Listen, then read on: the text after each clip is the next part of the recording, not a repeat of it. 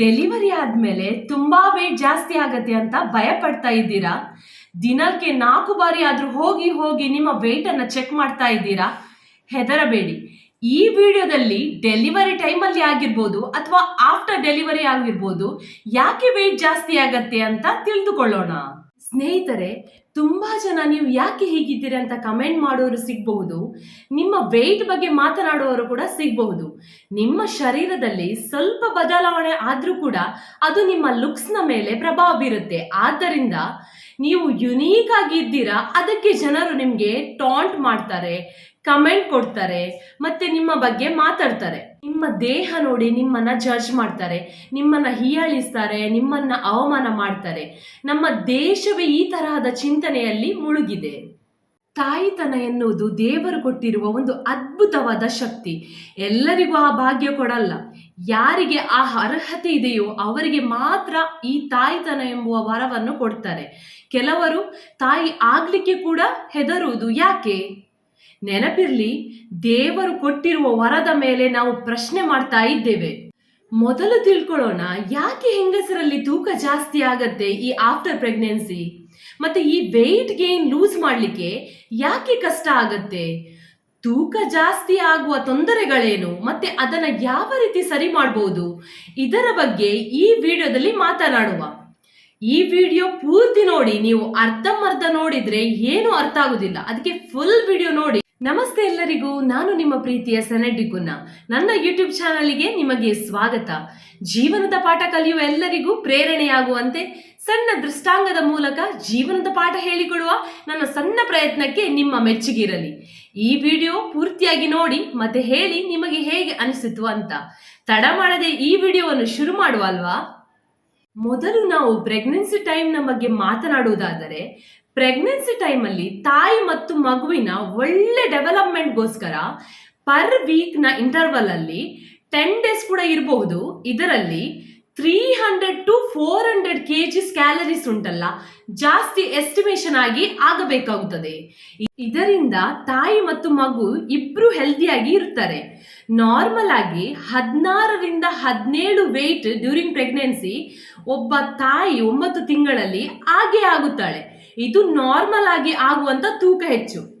ಯಾರಾದ್ರೂ 20ರಿಂದ 25 kg ಅಷ್ಟು ಜಾಸ್ತಿ ಆಗಿದ್ರೆ ಈ ತೂಕ ಇಳಿಸುವುದಕ್ಕೆ ತುಂಬಾ ಕಷ್ಟ. ನಿಮ್ಮ ಲೈಫ್ ಸ್ಟೈಲ್ ಆಕ್ಟಿವ್ ಆಗಿಲ್ಲದೆ ಇದ್ದ ಕಾರಣ ನೀವು ಪ್ರೆಗ್ನೆಂಟ್ ಆಗಿ ಇದ್ದಾಗ ತುಂಬಾ ಆಕ್ಟಿವ್ ಆಗಿಲ್ಲ ಇದ್ದಿದ್ರೆ ಆಗ ಕೂಡ ನಿಮ್ಮ ವೆಯ್ಟ್ ಜಾಸ್ತಿ ಆಗತ್ತೆ. ಕೆಲವೊಂದು ಎಕ್ಸಸೈಸ್ ಉಂಟಲ್ಲ, ನೀವು ಪ್ರೆಗ್ನೆಂಟ್ ಆದಾಗ ಕೂಡ ಮಾಡಬಹುದು. ನೀವು ಎಕ್ಸಸೈಸ್ ಕೂಡ ಮಾಡದೆ, ವಾಕಿಂಗ್ ಕೂಡ ಮಾಡದೆ, ಏನೂ ಮಾಡದೆ ಸಿಕ್ಕಿದ್ದನ್ನೆಲ್ಲ ತಿಂತಾ ಇದ್ರೆ ನಿಮ್ಮ ವೆಯ್ಟ್ ಕೂಡ ಜಾಸ್ತಿ ಆಗತ್ತೆ. ಕೆಲವರು ವಾಕಿಂಗ್, ಎಕ್ಸಸೈಸ್ ಎಲ್ಲ ಮಾಡಿದ್ರೂ ಅವರ ವೆಯ್ಟ್ ಜಾಸ್ತಿ ಆಗೇ ಹೋಗುತ್ತೆ. ಇದಕ್ಕೆ ಇನ್ನೊಂದು ಕಾರಣ ಏನಂತ ಹೇಳಿದ್ರೆ, ನಿಮಗೆ ಇಷ್ಟ ಅಂತ ಎಲ್ಲಾ ತರಹದ ತಿಂಡಿಗಳನ್ನು ಕೊಡುವುದು, ಮತ್ತೆ ಪ್ರೆಗ್ನೆಂಟ್ ಆಗಿದ್ದಾಗ ಈ ತಿಂಡಿಗಳನ್ನ ತಿಂದು ತಿಂದು ಉಂಟಲ್ಲ, ಡೆಲಿವರಿ ಆದ್ಮೇಲೆ ಕೂಡ ಇದು ಕಂಟಿನ್ಯೂವೇಷನ್ ಆಗತ್ತೆ. ಇದರಿಂದ ಕೆಲವರಿಗೆ ಶುಗರ್ ಬರುವ ಕೂಡ ಚಾನ್ಸಸ್ ಇರತ್ತೆ. ಕೆಲವರು ಮನೆಯವರು ಏನ್ ಮಾಡ್ತಾರೆ ಅಂತ ಹೇಳಿದ್ರೆ, ತಾಯಿಗೆ ಫೋರ್ಸ್ ಮಾಡ್ತಾರೆ ಎಲ್ಲಾ ತರಹದ ತಿಂಡಿ ತಿನ್ಲಿಕ್ಕೆ, ಯಾಕಂದ್ರೆ ಮಗು ಹೆಲ್ದಿ ಆಗಿರ್ಬೇಕು ಅಂತ. ಈ ತರ ತಿಂದು ಉಂಟಲ್ಲ, ನಿಮ್ಮ ವೆಯ್ಟ್ ಕೂಡ ಜಾಸ್ತಿ ಆಗತ್ತೆ. ಮೂರನೆಯದು ಹಾರ್ಮೋನಲ್ ಪ್ರಾಬ್ಲಮ್. ನಿಮ್ಮ ಡಯಟ್ ಎಕ್ಸಸೈಸ್ ಸರಿಯಾಗಿ ಆಗಿಲ್ಲದೆ ಇದ್ರೆ ಇದರಿಂದ ಕೆಲವರಿಗೆ diabetic, gastric problem, constipation, thyroid ಇದೆಲ್ಲ ಆಗತ್ತೆ. ವಾಕಿಂಗ್ ಸರಿಯಾಗಿ ಮಾಡದಿದ್ರೆ ಕೆಲವರಿಗೆ ಕಾಲು ನೋವು ಬರುವುದು, ಭುಜ ನೋವು ಬರುವುದು, ಬೆನ್ನು ನೋವು, ಮತ್ತೆ ಇದೆಲ್ಲ ಆಗುವುದರಿಂದ ಏನಾಗುತ್ತೆ, ನಿಮ್ಮ ವೆಯ್ಟ್ ಕೂಡ ಜಾಸ್ತಿ ಆಗತ್ತೆ. ಈಗ ಹೇಳಿದ 3 ರೀಸನ್ ಬಿಟ್ಟು ಬೇರೆ ರೀಸನ್ಗಳೂ ಇವೆ. ಒಂದು ವೇಳೆ ನಿಮಗೆ ಅನಿಸುತ್ತೆ ನಾನು ತುಂಬಾ ತೂಕ ಜಾಸ್ತಿ ಆಗಿದ್ದೇನೆ ಮತ್ತೆ ಈ ತೂಕವನ್ನು ಇಳಿಸ್ಬೇಕು ಅಂತ ನೀವು ಅನ್ಕೊಂಡ್ರೆ ಮಾತ್ರ ಒಂದು ಒಳ್ಳೆ ಡಯಟಿಷಿಯನ್ ಕನ್ಸಲ್ಟ್ ಮಾಡಿ, ಒಂದು ಒಳ್ಳೆ ಡಾಕ್ಟರ್ ಹತ್ರ ಕೇಳಿ, ಆಗ ನಿಮ್ಮ ತೂಕವನ್ನು ನೀವು ಇಳಿಸ್ಕೋಬಹುದು. ಸುಮ್ಮನೆ ಬೇರೆಯವರು ಹೇಳ್ತಾರೆ ನೀವು ಎಷ್ಟು ದಪ್ಪ ಇದ್ದಿ, ಅದಕ್ಕೆಲ್ಲ ತಲೆ ಕೆಡಿಸ್ಕೋಬೇಡಿ. ಹೇಳುವವರು ಎಲ್ಲವೂ ಹೇಳುತ್ತಾರೆ, ಅದನ್ನು ಎಲ್ಲ ಫಾಲೋ ಮಾಡಕ್ಕೆ ಆಗುದಿಲ್ಲ. ಮತ್ತೆ ಒಂದನ್ನು ಸರಿ ಮಾಡ್ಲಿಕ್ಕೆ ಹೋಗಿ ಇನ್ನೊಂದು ಪ್ರಾಬ್ಲಮ್ ಆಗದ ಹಾಗೆ ನೋಡ್ಕೊಳ್ಳಿ. ಕೆಲವೊಂದು ಬಾರಿ ಕೆಲವರು ಏನ್ ಮಾಡ್ತಾರೆ ಅಂತ ಹೇಳಿದ್ರೆ, ಈ ಪ್ರೆಗ್ನೆನ್ಸಿ ಟೈಮಲ್ಲಿ ತುಂಬಾ ವೆಯ್ಟ್ ಗೇನ್ ಮಾಡಬಾರ್ದಂತ ಹೇಳಿ ಡಯಟ್ ಫಾಲೋ ಮಾಡ್ತಾರೆ. ಇದೆಲ್ಲ ಮಾಡುವ ಅಗತ್ಯವಿಲ್ಲ. ಆಫ್ಟರ್ ಡೆಲಿವರಿ ಕೂಡ ಉಂಟಲ್ಲ, ನಿಮ್ಮ ವೆಯ್ಟ್ ಅನ್ನ ನೀವು ಇಳಿಸ್ಕೋಬಹುದು. ಆದ್ರೆ ಈ ಮದರ್ಹುಡ್ ಅನ್ನುವುದುಂಟಲ್ಲ, ಆ ಟೈಮಲ್ಲಿ ಯಾವುದು ಹೇಗೆ ಇರಬೇಕೋ ಹಾಗೆ ಇರಬೇಕು. ಅದನ್ನು ನಾವು ಚೇಂಜ್ ಮಾಡ್ಲಿಕ್ಕೆ ಆಗಲ್ಲ. ಕೆಲವರು ತುಂಬಾ ಕಾನ್ಶಿಯಸ್ ಆಗಿದ್ರೆ ಅವರು ಡಾಕ್ಟರ್ ಹತ್ರ ಕನ್ಸಲ್ಟ್ ಮಾಡ್ಬೋದು, ಅಥವಾ ಡಯಟಿಷಿಯನ್, ಒಳ್ಳೆ ಡಯಟಿಷಿಯನ್ ಹತ್ರ ಕರೆಕ್ಟ್ ಆಗಿ ಹೇಳಿದ್ರೆ ಅವರು ಯಾವ ಪೋರ್ಷನ್ ಅನ್ನ ಎಷ್ಟು ತಿನ್ಬೇಕಂತ ಕರೆಕ್ಟ್ ಆಗಿ ಹೇಳಿಕೊಡ್ತಾರೆ. ಫಸ್ಟ್ ಆಫ್ ಆಲ್ ನೀವು ಖುಷಿಯಲ್ಲಿ ಇರಬೇಕು. ನಿಮಗೆ ನಿಮ್ಮ ಮೇಲೆ ನಂಬಿಕೆ ಇರಬೇಕು, ನಾನು ಹೇಗೆ ಇದ್ರೂ ಕೂಡ ಸರಿಯಾಗಿ ಇದ್ದೇನೆ ಅಂತ. ನಮ್ಮ ಮಗುವಿನ ನೋಡಿದಾಗ ನಮಗೆ ಈ ತೂಕ ಯಾವುದೂ ಲೆಕ್ಕ ಇಲ್ಲ ಅಂತ ಅನ್ಸುತ್ತೆ ಅಲ್ವಾ? ಎಷ್ಟು ವೇಟ್ ಇದ್ರು, ಹೆಲ್ತ್ ಇಶ್ಯೂ ಇದ್ರು, ಆ ಮಗುವಿನ ಮುಖ ನೋಡಿದಾಗ ಎಲ್ಲವೂ ಪರವಾಗಿಲ್ಲ ಅಂತ ಅನಿಸ್ಬೇಕು. ಒಂದು ವೇಳೆ ನಿಮಗೆ ನಿಮ್ಮ ತೂಕವನ್ನು ಇಳಿಸ್ಬೇಕೇ ಆದ್ರೆ ಅದನ್ನು ನೀವು ಇಳಿಸ್ಕೋಬಹುದು.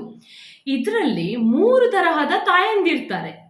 ಒಂದು, ಪ್ರೆಗ್ನೆನ್ಸಿ ಆದ್ಮೇಲೆ ವೆಯ್ಟ್ ಅನ್ನ ಲೂಸ್ ಮಾಡ್ತಾರೆ ಮತ್ತೆ ಪುನಃ ತೂಕ ಜಾಸ್ತಿ ಮಾಡ್ಕೊಳ್ತಾರೆ. ಎರಡನೇದು, ಪ್ರೆಗ್ನೆಂಟ್ ಆದ ಮೇಲೆ ವೆಯ್ಟ್ ಲಾಸೇ ಮಾಡಲ್ಲ. ಇನ್ನು ಮೂರನೆಯದು, ಪ್ರೆಗ್ನೆಂಟ್ ಆದ್ಮೇಲೆ ವೆಯ್ಟ್ ಲೂಸ್ ಮಾಡ್ತಾರೆ ಮತ್ತೆ ಪರ್ಫೆಕ್ಟ್ಲಿ ಫಿಟ್ ಆಗಿರ್ತಾರೆ. ಇದೆಲ್ಲ ತೂಕದ ಬಗ್ಗೆ ಮಾತನಾಡ್ತಿದ್ದೇವೆ. ಇದೆಲ್ಲ ಪೋಸ್ಟ್ ಡೆಲಿವರಿ ವೆಯ್ಟ್, ಅಂದ್ರೆ ಡೆಲಿವರಿ ಆದ್ಮೇಲೆ ತೂಕ ಜಾಸ್ತಿ ಆಗತ್ತೆ ಅಲ್ವಾ, ಅದು. ತಾಯಂದಿರು ತಮ್ಮ ಮಗು ಆರೋಗ್ಯವಾಗಿರ್ಬೇಕು ಅಂತ ಒಳ್ಳೆ ಆಹಾರವನ್ನ ತಗೊಳ್ತಾರೆ, ಇದು ಪ್ರೆಗ್ನೆಂಟ್ ಆಗಿದ್ದಾಗ. ಇನ್ನು ಡೆಲಿವರಿ ಆದ್ಮೇಲೆ ಏನಂತ ಹೇಳಿದ್ರೆ ಒಳ್ಳೆ ಆಹಾರವನ್ನು ತಗೊಳ್ತಾರೆ, ಯಾಕಂದ್ರೆ ಮಗುವಿಗೆ ಒಳ್ಳೆ ಕ್ಯಾಲ್ಸಿಯಂ ಸಿಗ್ಬೇಕು ಅಂತ. ಯಾಕಂದ್ರೆ ತಾಯಿ ಆರೋಗ್ಯವಾದ ಆಹಾರನ ತಗೊಂಡ್ರೆ ಮಾತ್ರ ಮಗುಗೆ ಕೂಡ ಒಳ್ಳೆ ಕ್ಯಾಲ್ಸಿಯಂ ಸಿಗತ್ತೆ. ಮತ್ತೆ ನಾರ್ಮಲ್ ಆಗಿ ಡೆಲಿವರಿ ಆದ್ರೆ ಅಷ್ಟೇನು ತೂಕ ಜಾಸ್ತಿ ಆಗಲ್ಲ compare to C section. C section ಅಲ್ಲಿ ಏನಾಗಂತ ಹೇಳಿದ್ರೆ ನಮ್ಮ ದೇಹವನ್ನ ಭಾಗ ಮಾಡಿ ಮಗುವನ್ನ ಹೊರ ತರುವುದರಿಂದ ನಮ್ಮ ದೇಹದಲ್ಲಿ ತುಂಬಾ ರೀತಿಯ ಬದಲಾವಣೆ ಆಗುತ್ತದೆ. ಮತ್ತೆ ನೀವು ಸರಿಯಾಗಿ ನಿದ್ದೆ ಮಾಡಿಲ್ಲ ಅಂತ ಹೇಳಿದ್ರು ಕೂಡ ನಿಮ್ಮ ವೆಯ್ಟ್ ಜಾಸ್ತಿ ಆಗತ್ತೆ.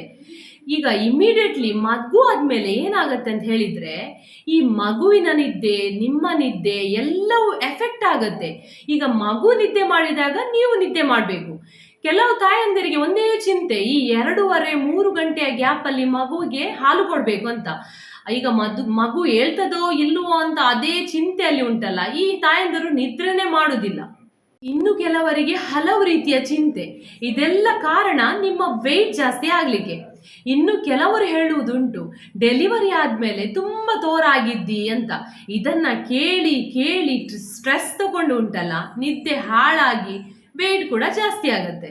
ವೆಯ್ಟ್ ಜಾಸ್ತಿ ಆಗಕ್ಕೆ ತಿಂದು ಮಾತ್ರ ತೋರಾಗ್ಬೇಕಂತಿಲ್ಲ. ಮೊದಲನೇದಾಗಿ ಈ ಹೀಯಾಳಿಕೆ ಮಾತನ್ನ ನಿಲ್ಲಿಸ್ಬೇಕು. ಈ ಹೀಯಾಳಿಕೆಯ ಮಾತು ಕೇಳಿ ಕೇಳಿ ಉಂಟಲ್ಲ, ಸ್ಟ್ರೆಸ್ ತಗೊಂಡು ಕೂಡ ದಪ್ಪ ಆಗ್ತಾರೆ. ಕೆಲವರು ಹೇಳುವುದುಂಟು, ನೀನು ಯಾಕೆ ತೋರಾಗಿದ್ದಿ, ನಿನ್ನ ಮಗು ಯಾಕೆ ತೋರ ಇದೆ, ನೀನು ಸಪುರ ಆಗ್ಬೇಕು, ನೀನು ಇಷ್ಟು ತೋರ ಇದ್ದೆ ಮುಂದೆ ಪ್ರಾಬ್ಲಮ್ ಆಗ್ಬಹುದು. ಈ ತರ ಮಾತು ಕೇಳಿ ಕೇಳಿ ಉಂಟಲ್ಲ, ಅದು ತಲೆಯಲ್ಲಿ ಅದೇ ತುಂಬಿ ನಾನಿನ್ನು ತೋರನೇ ಇರ್ತೀನ, ನಾನಿನ್ನು ಸಪುರ ಆಗುದಿಲ್ವಾ ಅಂತ ಈ ರೀತಿ ಚಿಂತೆ ಮಾಡಿ ಮಾಡಿ ಉಂಟಲ್ಲ, ನಿದ್ದೆ ಹಾಳಾಗಿ ಕೂಡ ನಿಮ್ಮ ವೆಯ್ಟ್ ಜಾಸ್ತಿ ಆಗ್ತದೆ. ಇನ್ನೊಂದು, ಈಗ ಹೇಳುವವರು ಹೇಳ್ತಾನೆ ಇರ್ತಾರೆ, ನೀವು ಯಾಕೆ ತಲೆ ಕೆಡಿಸ್ಕೊಳ್ಬೇಕು, ನಮಗೆ ನಾವು ಸರಿ ಅಂತ ಅನಿಸಿದ್ರೆ ಯಾರಿಗೂ ಕೇರೆ ಮಾಡ್ಬೇಕಂತಿಲ್ಲ. ಯಾರೋ ಹೇಳ್ತಾರೆ ನೀವು ತುಂಬಾ ದಪ್ಪ ಇದ್ದಿ, ಸಪುರ ಆಗ್ಬೇಕು, ಡಯಟ್ ಮಾಡಬೇಕು, ಜಿಮ್ಮಿಗೆ ಹೋಗ್ಬೇಕು, ಇದೆಲ್ಲ ಹೇಳಿದ್ರೆ ನೀವು ಮಾಡುವುದಲ್ಲ. ನಿಮ್ಮ ಒಳಗೆ ನಿಮ್ಮ ಮನಸ್ಸಲ್ಲಿ ನೀವು ದಪ್ಪ ಇದ್ದೀರಿ, ನಾನು ಸಪುರ ಆಗ್ಬೇಕು ಅಂತ ಅನಿಸಿದ್ರೆ ಮಾತ್ರ ನೀವು ಸರಿ ಮಾಡ್ಕೋಬಹುದು.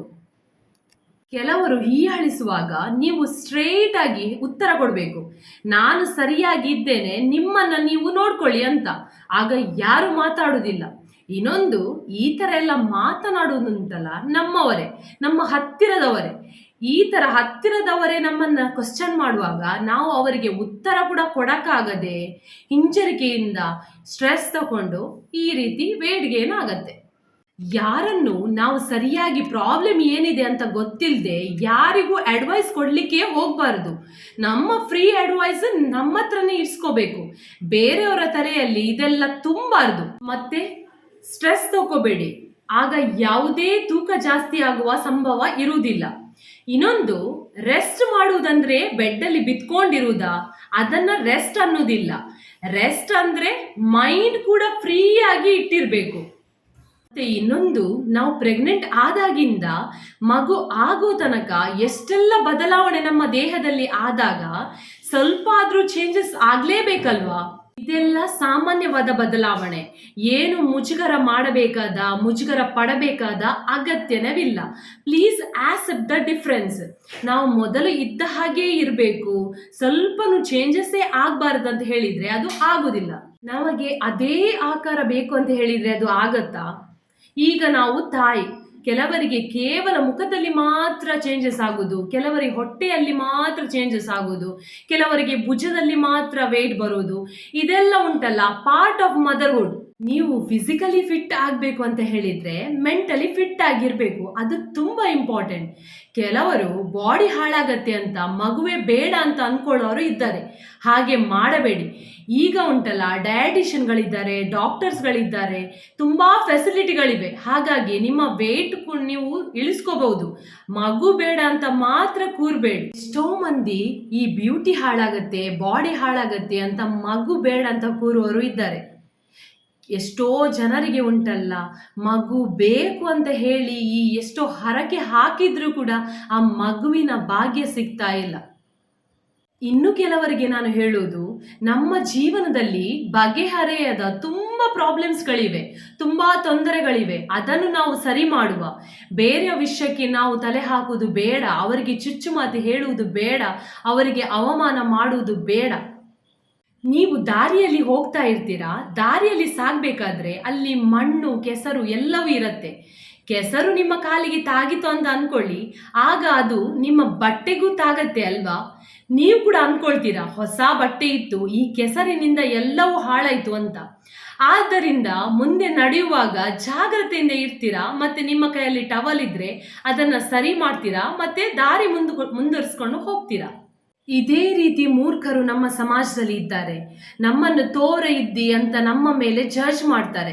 ಅವರಿಗೆ ಬೇರೆ ಏನು ಹೇಳಲಿಕ್ಕೆ ಇರುವುದಿಲ್ಲ, ಅದಕ್ಕಾಗಿ ನೀನು ದಪ್ಪ ಇದ್ದಿ ಅಂತ ಹೇಳಿ ನಮ್ಮನ್ನ ಅವಮಾನ ಮಾಡ್ತಾರೆ. ನಿಮ್ಮ ತೂಕ ಜಾಸ್ತಿ ಆಗಕ್ಕೆ ತುಂಬಾ ಕಾರಣ ಇರಬಹುದು, ಆದ್ರೆ ನಿಮ್ಮನ್ನ ಜಡ್ಜ್ ಮಾಡಕ್ಕೆ ನಿಮ್ಮ ತೂಕ ಒಂದೇ ಸಾಕಾಗತ್ತೆ. ನಿಮ್ಮ ಲುಕ್ಸ್ನ ಮೇಲೆ ಜಡ್ಜ್ ಮಾಡಿದ್ರೆ ನೀವು ಕೂಡ ಅವರ ಮೂರ್ಖತನದ ಮೇಲೆ ಜಡ್ಜ್ ಮಾಡಿ ಅಷ್ಟೇ. ಅಂಥವರಿಂದ ದೂರನೇ ಇರಿ. ನಿಮಗೆ ಏನಾದರೂ ಹೇಳಿದ್ರೆ ಅಂಥವರಿಗೆ ರಿಯಾಕ್ಟೇ ಮಾಡಬೇಡಿ. ನೀವು ರಿಯಾಕ್ಟ್ ಮಾಡಿದ್ರೆ ಅವರು ಇನ್ನೂ ಜಾಸ್ತಿ ಹೇಳ್ತಾರೆ, ಮತ್ತೆ ಇನ್ನೂ ಜಾಸ್ತಿ ತಮಾಷೆ ಮಾಡ್ತಾರೆ. ಅಂಥವರಿಂದ ದೂರ ಇದ್ರೆ ಒಳ್ಳೆಯದು. ನಮ್ಮ ಜೀವನ ಒಂದು ವಿಶೇಷವಾದ ಬಹುಮಾನವಾಗಿದೆ. ನಿಮಗೆ ಯುನೀಕ್ ಐಡೆಂಟಿಟಿ ಇದೆ. ನಿಮ್ಮ ಬಿಹೇವಿಯರನ್ನು ಸರಿ ಮಾಡಿ ಕಷ್ಟದಲ್ಲಿರುವವರಿಗೆ ಸಹಾಯ ಮಾಡಿ. ನೀವು ಒಳ್ಳೆಯವರಾಗಿರಿ, ನಿಮ್ಮನ್ನ ಜನ ಖಂಡಿತವಾಗಿ ಪ್ರೀತಿಸ್ತಾರೆ ಅಂತ ಹೇಳ್ತಾ ಈ ವಿಡಿಯೋವನ್ನ ಕೊನೆಗೊಳಿಸ್ತಾ ಇದ್ದೇನೆ. ಈ ವಿಡಿಯೋ ನಿಮ್ಗೆ ಇಷ್ಟವಾದಲ್ಲಿ ಒಂದು ಲೈಕ್ ಕೊಡಿ, ಕಮೆಂಟ್ ಮಾಡಿ, ನಿಮ್ಮ ಫ್ರೆಂಡ್ಸ್ ಜೊತೆ ಫ್ಯಾಮಿಲಿ ಜೊತೆ ಈ ವಿಡಿಯೋವನ್ನು ಶೇರ್ ಮಾಡಿ, ಹಾಗೂ ಸಬ್ಸ್ಕ್ರೈಬ್ ಮಾಡಲು ಮರಿಬೇಡಿ. ಮುಂದಿನ ವಿಡಿಯೋದಲ್ಲಿ ಹೊಸ ವಿಚಾರದೊಂದಿಗೆ ಮತ್ತೆ ಸಿಗುವ. ಶುಭವಾಗಲಿ.